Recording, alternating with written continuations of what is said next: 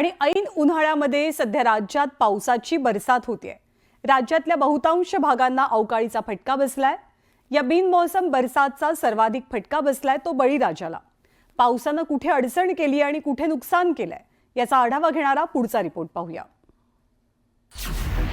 बळीराजावर अवकाळीचं संकट।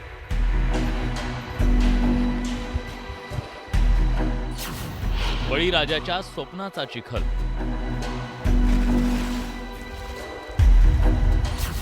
शेतकऱ्यांवर आसमानी संकट।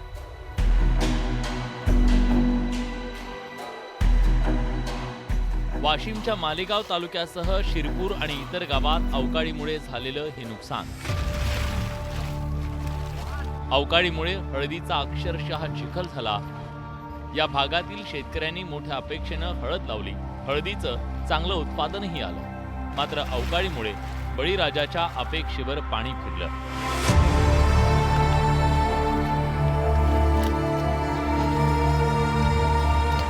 प्लास्टिकचं आवरण घालून या नुकसानीपासून वाचण्याचा शेतकऱ्यांनी आटोकाट प्रयत्न केला, मात्र तरीही हळदीचं मोठ्या प्रमाणात नुकसान झालं।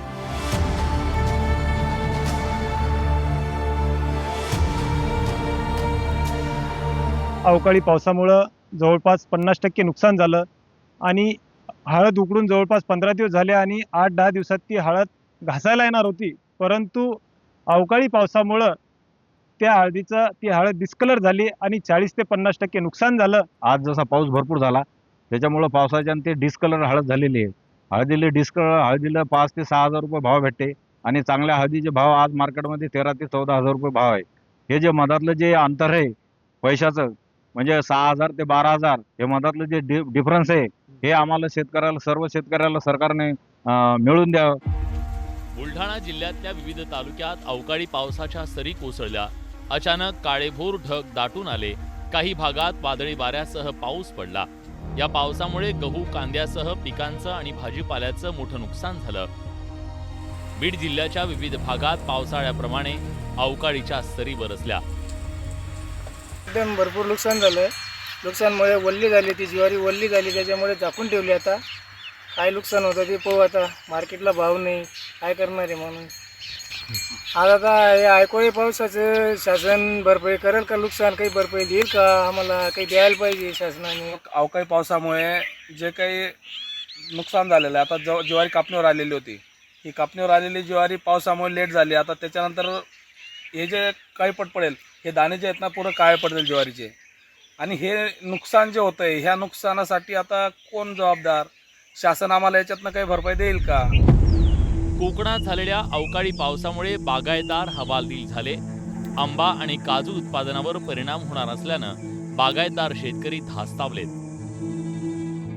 जे काही आंबे लागले होते झाडावर ते गळून पडलेले, माझ्या हातामध्ये आंबा दिसतोय आपणास।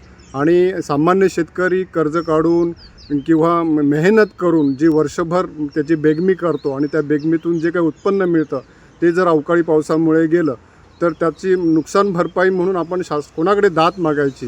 शासन स्तरावरती याचा योग्य निर्णय व्हायला पाहिजे। मुंबई, नाशिकसह राज्याच्या विविध भागात ढगाळ वातावरण आहे।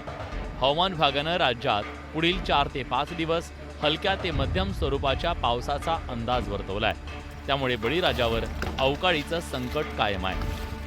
अवकाळीमुळे नुकसान झालेल्या शेतकऱ्यांना अपेक्षा आहे सरकारी मदतीची। Bureau report, news 18 Lokmat. आणि वातावरणातल्या बदलांचा खेळ इथेच थांबत नाहीयेत। आपल्या राज्यात पुढचे 2 ते 3 दिवस अवकाळीचा आणि गारपिटीचा इशारा हवामान खात्याकडनं दिला गेलाय। हा इशारा अनेक भागात खरा ठरतोय आणि राज्यातल्या अनेक परिसरात अवकाळी पावसाच्या सरीही बरसतायत। कराड आणि पाटण तालुक्याला सलग दुसऱ्या दिवशी वादळी वाऱ्यासह अवकाळी पावसानं झोडपून काढलं।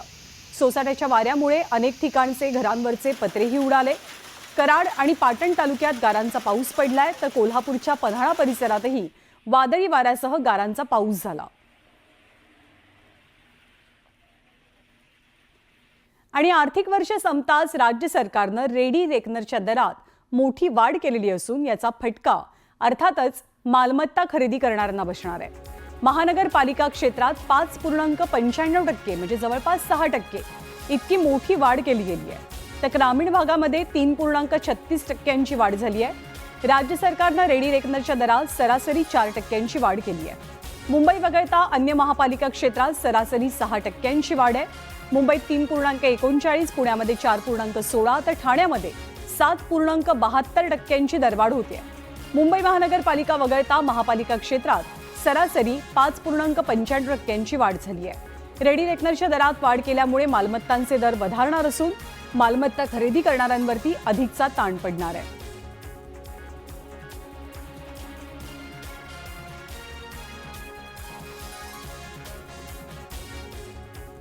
डबघाईस आलेला आहे, त्यामुळे वसुली जोरात होणार. पैसे वसूल केल्याशिवाय महसूल वाढणार कसा? त्यामुळं सामान्य माणसाची लूट होईल.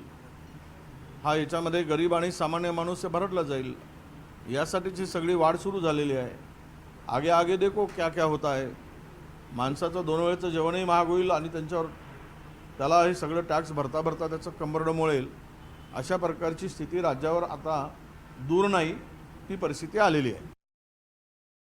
राज्य सरकारने हा जो रेडी रेकनर कर लागू केलेला आहे त्याच्यामध्ये खरं तर सोलापूरची खूप मोठी डेव्हलपमेंटपासून होणारी जे नुकसान आहे ते आम्हाला दिसतं आहे की कारण आपण बघतो की सोलापूरमध्ये तितकी रोजगारी नाही आहे. सोलापूरमध्ये कोणतेही इंडस्ट्रीज नाही आहेत. सोलापूरमध्ये मोठे कोणतेही उद्योग नाही आहेत. सोलापूरचे युवक अजूनही बेरोजगार आहेत. तर सरकारने हा कर नेमकं कोणत्या बेसिसवर लावला तेच आम्हाला कळत नाही आहे. वास्तविक पाहता सोलापूरची लोकसंख्या आणि सोलापूरमध्ये असणारे गिरणगावमध्ये लोकांच्या आर्थिक नुकसान भरपूर मोठ्या प्रमाणात होणार आहे. त्यामुळं बोजाही मोठ्या प्रमाणात पडणार आहे. आजच्या परिस्थितीमध्ये महागाईच्या अनुषंगाने मालमत्ता खरेदीवर एवढा मोठा बोजा हे वास्तविक पाहता सर्वसामान्याला त्रासदायक आहे. बिल्डर लोकांचा खर्च हे वाढू शकतो आणि तसंच मला वाटते की जे डेव्हलपमेंट आहे गव्हर्नमेंट डेव्हलपमेंट जे करणार आहे त्याच्यामध्ये लोकांना फायदा होईल.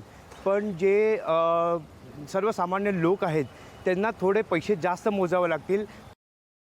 आणि यानंतरची बातमी एक धक्कादायक बातमी आहे. होणारा नवरा पसंत नसल्यानं नवरीनंच गुंडांना 1.5 लाख रुपयांची सुपारी देत त्याला जीवे मारण्याचा प्रयत्न केल्याची घटना घडली. ही घटना दौंड तालुक्यातल्या खामगावात घडली आहे. या प्रकरणी 5 आरोपींना यवत पोलिसांनी अटक केली आहे.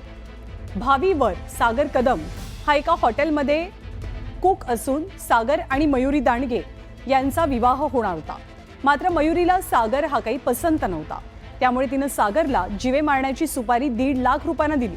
आरोपींनी सुपारी घेतल्यावर दौंड तालुक्यातल्या खामगाव फाटा इथे सागरला अडवलं आणि मयुरीशी लग्न केलं तर तुला चांगलाच धडा शिकवू असं म्हणत सागरला लाकडी दांड्याच्या साहाय्यानं जबर मारहाण करण्यात आली होती.